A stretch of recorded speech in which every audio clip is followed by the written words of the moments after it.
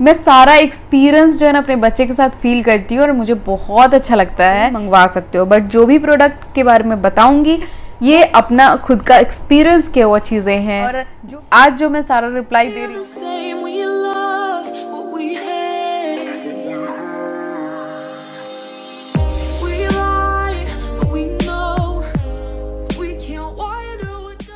Hey guys, welcome back to our channel Neha Navneet. तो कैसे हैं आप सभी? उम्मीद करती हूँ आप सभी अच्छे होंगे, सुरक्षित होंगे। तो आज जो है ये वीडियो मुझे शूट करने का स्पेशली इसलिए ज़रूरत पड़ी है क्योंकि आप लोग के बहुत सारे कमेंट कुछ दिनों से चल रहे थे जो कि मैं पढ़ तो पा रही थी बट इसका रिप्लाई नहीं कर पा रही थी मैसेज के थ्रू, मतलब कमेंट के थ्रू। तो मैंने सोचा चलो ये 2-4 क्वेश्चन जो है बार बार रिपीट हो रहा है तो मैं वीडियो बना के ही डालूंगी, तो शायद मैं ज़्यादा अच्छे से आप लोगों को इसके बारे में बता पाऊंगी। कमेंट अभी मैं आप लोगों को देने वाली हूँ आप लोगों के कुछ कमेंट्स का reply with product with link. आप चाहो तो लिंक पे क्लिक करके डायरेक्ट ऑर्डर कर सकते हो या फिर आप चाहो तो वैसा कहीं और से भी मंगवा सकते हो, बट जो भी प्रोडक्ट के बारे में बताऊंगी वो किसी का सुना सुनाया नहीं है या किसी भी चीज़ का प्रमोशन नहीं है। ये अपना खुद का एक्सपीरियंस किया हुआ चीज़ें हैं। जो मेरे बच्चे के लिए अच्छा है वही मैं आप लोगों को बताऊंगी क्योंकि आप सभी को पता है कि मैं जस्ट कुछ महीनों पहले माँ बनी हूँ और चीज़ें एक्सपेरिमेंट मैं करती रहती हूँ और मेरे हस्बैंड जो है वो बिना सर्च किए कोई भी चीज़ यूज़ ना ही करने देते हैं मुझे, ना ही बच्चे के लिए और ना ही खुद के लिए। तो वो काफ़ी चीज़ें रिसर्च करते हैं, देन जाके कोई एक चीज़ सेलेक्ट करते हैं, तब जाके वो बोलते हैं नहीं ये बेबी को अब यूज़ करेंगे, ये बेबी के लिए मंगवाएंगे और यही चीज़ें यूज़ करेंगे।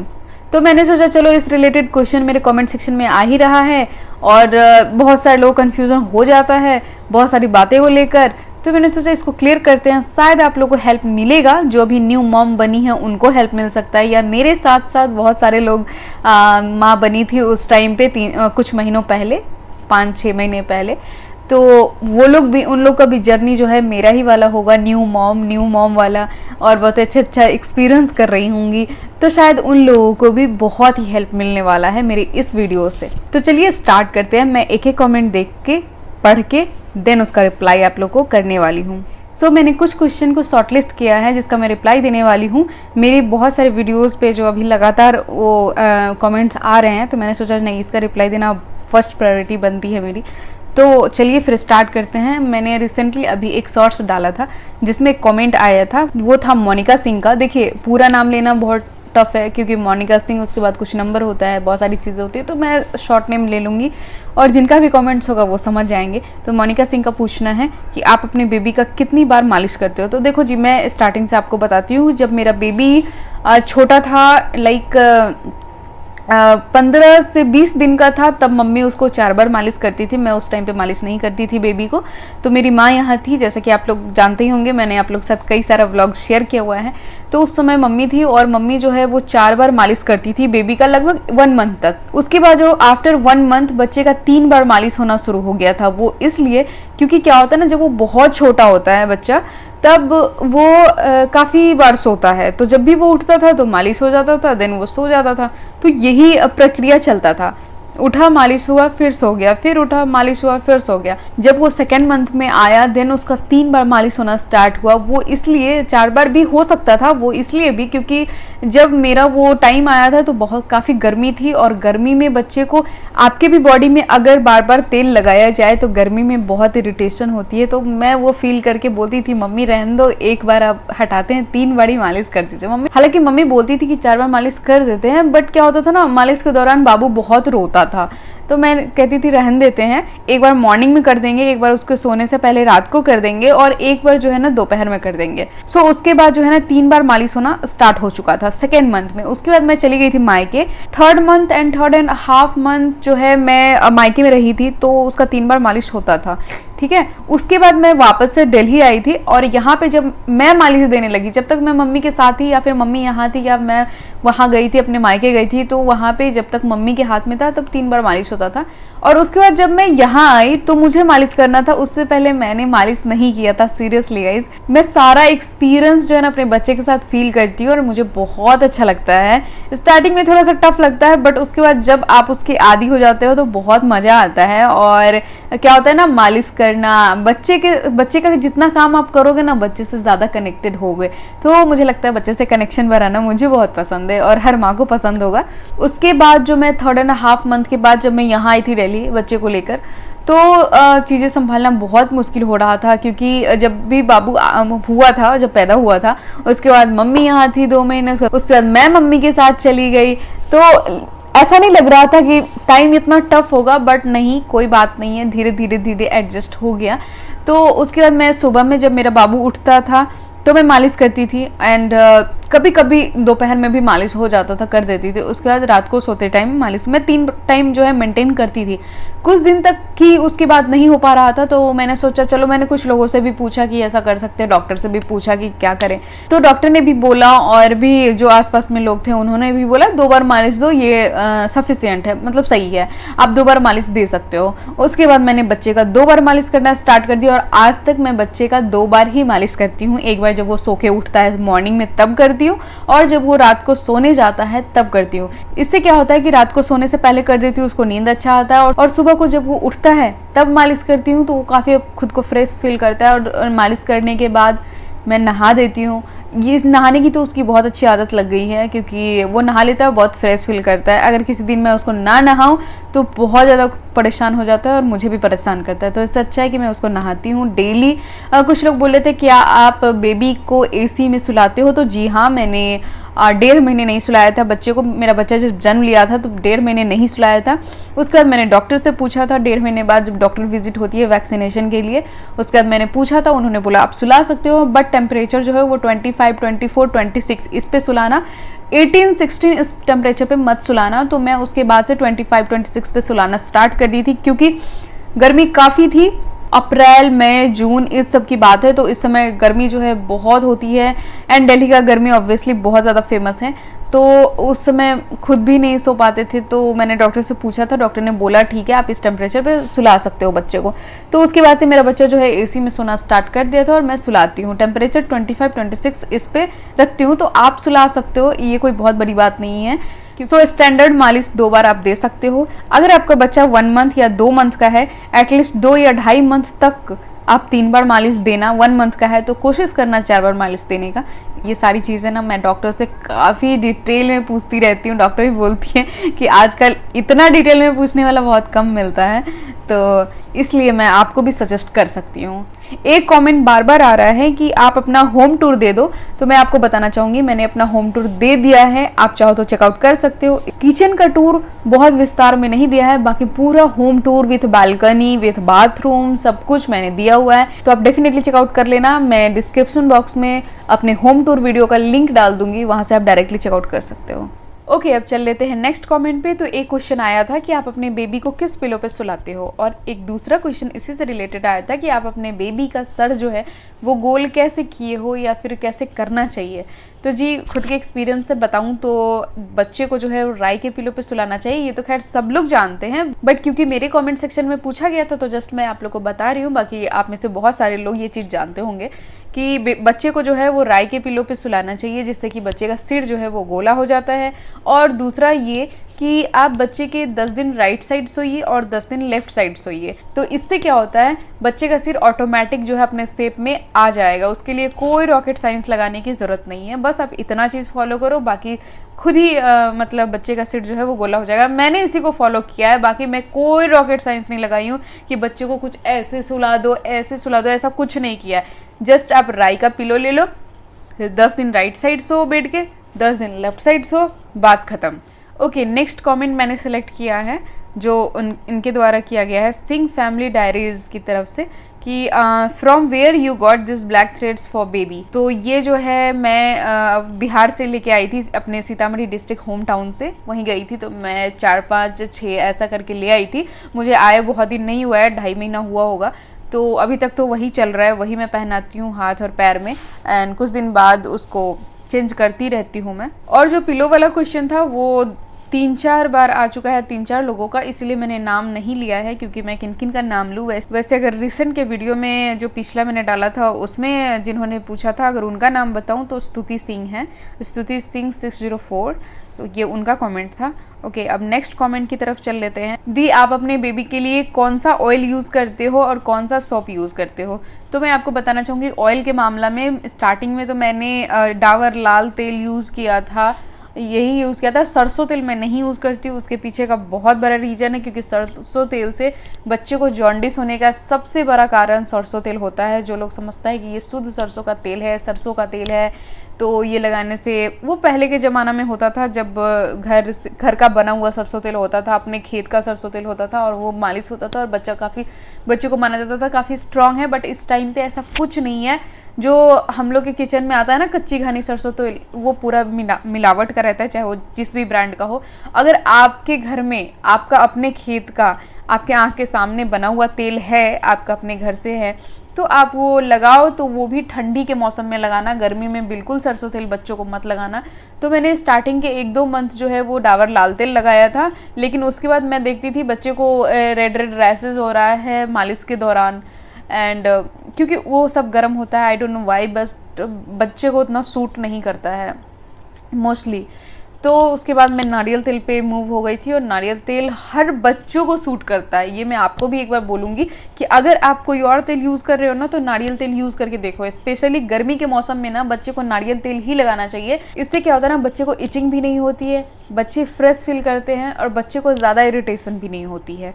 तो मैं सजेस्ट करूँगी आप नारियल तेल लगाओ। मैं अपने बच्चे को नारियल तेल से मालिश करती हूँ। और डाबर लाल तेल जो है फर्स्ट मंथ किया था, बट मुझे अच्छा नहीं लगा। अगर खुद की एक्सपीरियंस से मैं बताऊं तो मुझे बिल्कुल पसंद नहीं आया। जैसे कुछ महीनों बाद ठंडी आ जाएगी, उसमें अगर आपके घर का बना हुआ खुद का सरसों तेल है तो आप वो इस्तेमाल कर सकते हो, या फिर डाबर लाल तेल यूज़ कर सकते हो। वो सब आई थिंक थोड़ा गर्म होता है, इसीलिए गर्मी में सूट नहीं करता बच्चों को, तो आप उस समय यूज़ कर लेना। बट गर्मी में मैं बिल्कुल सजेस्ट नहीं करूँगी कि आप सरसों तेल बच्चों को लगाओ। घर में बोलते हैं, मम्मी बोलती हैं, या फिर जिनके घर में सासू माँ होंगी वो भी बोलती होंगी कि सरसों तेल लगाओ, सरसों तेल लगाओ। मुझे भी बोला गया था सरसों तेल लगाने को, बट नहीं, सरसों तेल बिल्कुल मत लगाना, उससे जॉन्डिस होने का सबसे बड़ा कारण है। ये सब सिर्फ मैं खुद के एक्सपीरियंस से बोलती हूँ, बाकी आपको जैसा ठीक लगे आप कर सकते हो। एंड उसके बाद बच्चों को कौन सा सोप यूज़ करते हो, कौन से शैम्पू यूज़ करते हो? तो मैं स्टार्टिंग में तो हिमालय का यूज़ की थी, अभी भी उसके सोप जो है वो मेरे पास है, तो मैं वही इस्तेमाल करती हूँ। और दूसरा, अगर आप लोगों को हिमालय नहीं खरीदना, हिमालय का यूज़ नहीं करना है, तो एक और ब्रांड है जो बहुत अच्छा प्रोडक्ट देती है, वो है चीकू ब्रांड। चीकू का मैंने कुछ प्रोडक्ट मंगवाए हैं, लाइक जैसे बॉडी लोशन बच्चे के लिए मंगवाया है मैंने, फेस क्रीम मंगवाया है, या फिर मैं बच्चे के लिए शैम्पू भी एक ऑर्डर किया, क्योंकि अभी ख़त्म होने वाला है, इसलिए मैंने चीकू का ऑर्डर किया है। उसके भी प्रोडक्ट बहुत अच्छे होते हैं। मैंने यही दोनों इस्तेमाल किया, इसीलिए मैं आपको इसी दोनों का रिव्यू दे सकती हूँ। बाकी और बहुत सारे प्रोडक्ट हैं जो लोग यूज़ करते होंगे या फिर बेस्ट होगा, बट मैंने ये दोनों यूज़ किया है, इसलिए मैं आप लोगों को ये बता सकती हूँ। और एक कमेंट जो कि सबसे ज़्यादा आने वाला कमेंट है, मेरे कितने सारे वीडियोस पे आ चुके हैं और कई सारे आईडीज से बहुत सारे लोग पूछ चुके हैं, जिसका रिप्लाई देना बहुत ज़्यादा ज़रूरी हो गया हुआ है। आज जो मैं सारा रिप्लाई दे रही हूँ ना, ये उसी कमेंट की वजह से, क्योंकि मैंने देखा कि लगातार वो आ रहा है और उसका रिप्लाई देना बहुत ज़्यादा ज़रूरी है, तो मैंने सोचा नहीं, इसको सूट करना बनता ही बनता है। तो सबसे ज़्यादा पूछा जाने वाला सवाल ये है कि दी, आप अपने बच्चे को क्या रेगुलर डायपर पहनाते हो, एनी टाइम पहनाते हो? अगर पहनाते हो तो कौन सा पहनाते हो? और क्या आप डायपर पहनाते हो एनी टाइम तो आपके बच्चे को रैसेस नहीं होता? अगर रैसेस होता है तो आप कौन सा क्रीम यूज़ करते हो? और क्या एनी टाइम डायपर पहनाना सही है बच्चे के लिए? तो ये सारे सवाल जो है वो कई बार पूछा गया है, तो इसका जवाब देना बहुत ज़रूरी है। तो चलिए मैं आप लोग को इसका जवाब दे देती हूँ। तो क्या मैं अपने बच्चे को डायपर एनी टाइम पहनाती हूँ? जी हाँ, मैं अपने बच्चे को एनी टाइम डायपर पहनाती हूँ। सो इस लाइफ स्टाइल में रहने के लिए बच्चे को डायपर पहनाना बहुत ज़रूरी है। ये मैं खुद के एक्सपीरियंस से इसलिए बता रही हूँ क्योंकि 1-2 बार मैंने फेस किया है। और क्या होता है ना, बच्चे के लिए छोटे छोटे गद्दे जो सिलते हैं लोग उस पर सुलाने के लिए, तो वो आप एनी टाइम कैरी नहीं कर सकते हो। और उसके बाद मैंने उसको यूज़ नहीं किया है पर्सनली बताऊं तो। और डायपर पहनाने से मेरे बच्चे को रैसेस नहीं हुआ है, उसके लिए मैंने फॉलो किया है। नहाने के बाद मैं उसको रैसेस क्रीम लगाती ही हूँ, चाहे वो रैसेस हो चाहे ना हो, उससे फ़र्क नहीं पड़ता, बट मैं लगाती हूँ। वो हिमालय का रैसेस क्रीम आता है, वो एक हिमालय का किट आता है, उसमें आपको rashes cream, face cream, shampoo, body lotion, soap सब कुछ मिल जाएगा। तो आप वो खरीद सकते हो अगर ख़रीदना चाहो तो। चीकू का भी आता है, पूरा किट आता है, तो आप वो ले सकते हो। उसमें आपको सब कुछ मिल जाएगा, या फिर अलग से खरीदना हो तो अलग से भी मिल जाता है रैसेस क्रीम, तो मैं वो इस्तेमाल करती हूँ। बट मैं एनी टाइम डायपर पहनाती हूँ और उस डायपर से कोई उसका साइड इफेक्ट नहीं है। वो डायपर मैं यहाँ पे मेंशन कर देती हूँ, यही वाला डायपर यूज़ करना। इसका प्रमोशन तो मैं नहीं कर रही हूँ, बट खुद के एक्सपीरियंस से आपको बता रही हूँ कि ये बेस्ट है। और इसका जो लिंक है वो डिस्क्रिप्शन बॉक्स में मैं डाल देती हूँ, वहाँ पे क्लिक करके आप डायरेक्ट ऑर्डर कर सकते हो यहाँ से। ये मेरे हस्बैंड काफ़ी सर्च किए और ये डायपर बेस्ट निकला, मैंने इस्तेमाल किया। ये डायपर मुझे भी बहुत पसंद आया यूज़ करने से, और इससे बच्चे को रैसेस होता ही नहीं है, बहुत कम होगा। अगर आपके बच्चे को हो भी रहा है तो बहुत कम होगा।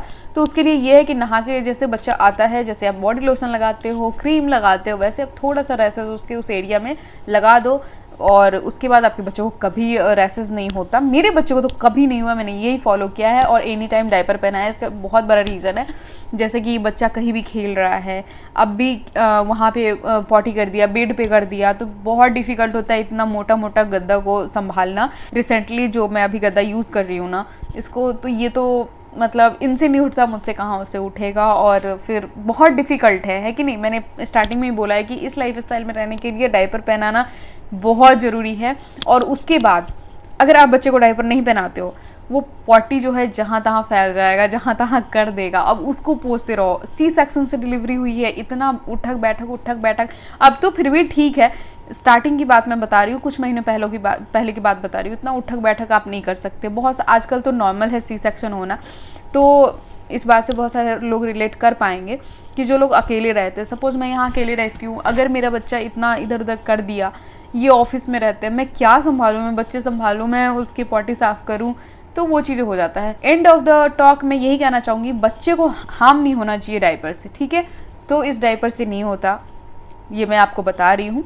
आप चाहो तो इसको इस्तेमाल कर सकते हो, आप नहीं चाहो तो नहीं कर सकते हो। और दूसरा चीज़ ये भी है, आप रात को सोए हुए हो, बच्चा जो है वो पॉटी कर लिया, ठीक है, हाथ पैर मार रहा है, इधर उधर पॉटी चला गया, बस ले सोना, वो भी हराम, अच्छे से आप सो भी नहीं सकते। तो बहुत सारी चीज़ें होती है जो फेस करना बहुत मुश्किल है। ये प्रैक्टिकल बात है। अब कोई किन्हीं का मैसेज आ जाएगा कि माँ बनना इतना आसान नहीं है, बिल्कुल माँ बनना आसान नहीं है, लेकिन जो चीज़ें आसानी से हैंडल हो सकता है उसको हम इतना डिफिकल्ट क्यों बनाएं, जब हम डायपर पहना सकते हैं जिससे कि बच्चे को कोई नुकसान नहीं होगा। तो और अगर बच्चे को नुकसान होता है तो सबसे ज़्यादा दुख किसको पहुंचेगा? एक माँ को। तो एक माँ तो कभी नहीं चाहेगी अपने बच्चे को किसी भी तरीके का नुकसान करना।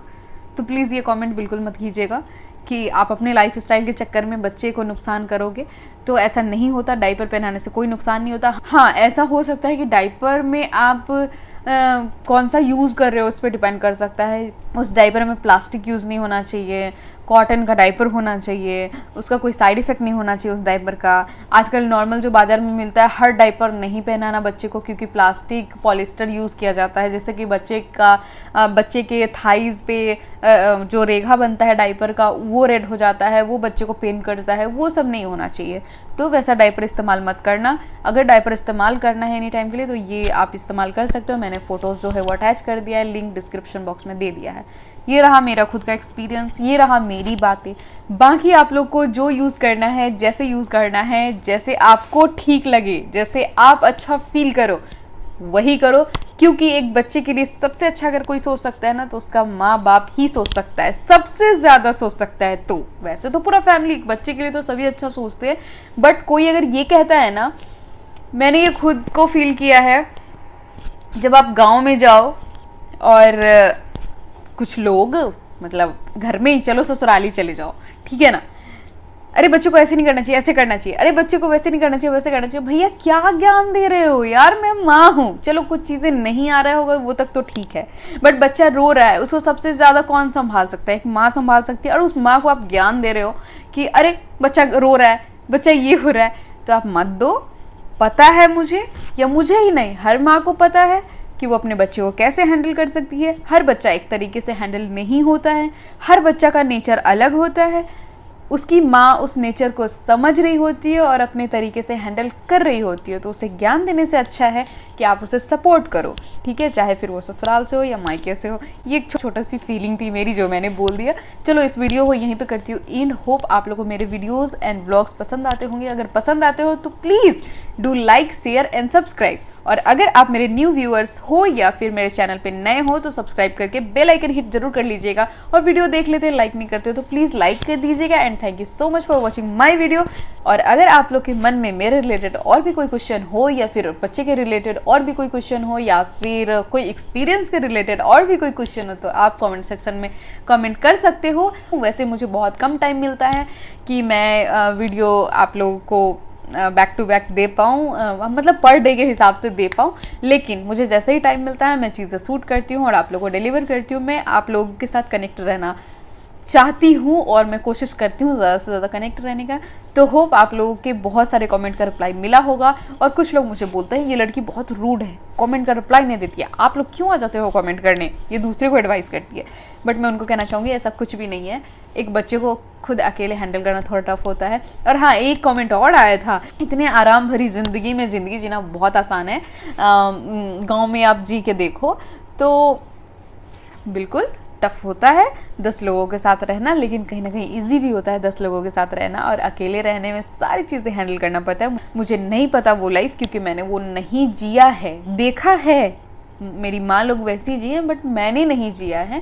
और क्योंकि मेरे ससुराल में भी बहुत शॉर्ट फैमिली है और मैं यहाँ पे अपने हस्बैंड के साथ रहती हूँ। ऑब्वियसली मेरे साथ कोई नहीं रहता, मैं और मेरे हस्बैंड रहते हो और खुद ही सारी चीज़ें हैंडल करते हो। मेरे हस्बैंड ऑफिस से उनको फुर्सत नहीं मिलता जो वो मेरी चीज़ों में हेल्प कर पाएँ, तो सारी चीज़ें मुझे खुद ही हैंडल करना पड़ता है।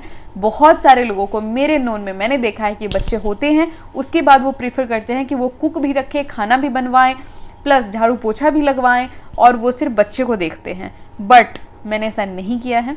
मेरे घर सिर्फ एक मेड आती हैं, हाउस हेल्पर, जो कि वो बहुत स्टार्टिंग से ही हैं, झाड़ू करती हैं, पोछा करती हैं, बर्तन करती हैं और फिर वो चली जाती हैं। उसके बाद जो है खाना बनाना, घर को सेटल रखना, घर का साफ़ सफाई रखना, वो सब मेरी जिम्मेवारी होती है। उसके साथ साथ बच्चे को हैंडल करना ये भी मेरी जिम्मेवारी है। इसीलिए आप लोगों ने देखा होगा, अगर आप लोग बहुत सारे मेरे साथ जुड़े हुए मेरे पहले से इंस्टाग्राम पे, तो मैंने अभी इंस्टाग्राम का काम छोड़ रखा है क्योंकि नहीं होता हैंडल। उसके लिए कोई शूट करने वाला चाहिए। पहले मेरी सिस्टर रहती थी मेरे साथ, अभी वो नहीं रहती है। पहले वो शूट कर दिया करती थी, कि पहले ये फ्री रहते थे क्योंकि काम कम होता था। अभी ऑफिस का काम बढ़ गया है तो नहीं होता सब कुछ हैंडल, तो मैंने इंस्टाग्राम का काम कम कर दिया है अभी। और कम क्या कर दिया, अभी इंस्टाग्राम पे काम ही नहीं करती हूँ और बस पर्सनल जो वीडियो होता है वो शेयर करती हूँ।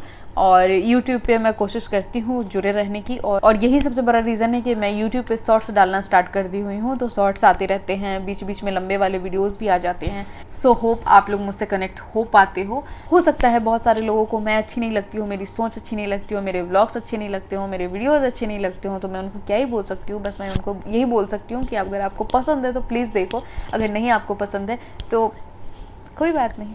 ओके गाइज, बहुत सारी बातें कर लिया मैंने आज आप लोगों के साथ। मिलती हूँ आप लोगों से नेक्स्ट ब्लॉग में, तब तक के लिए bye bye and take care.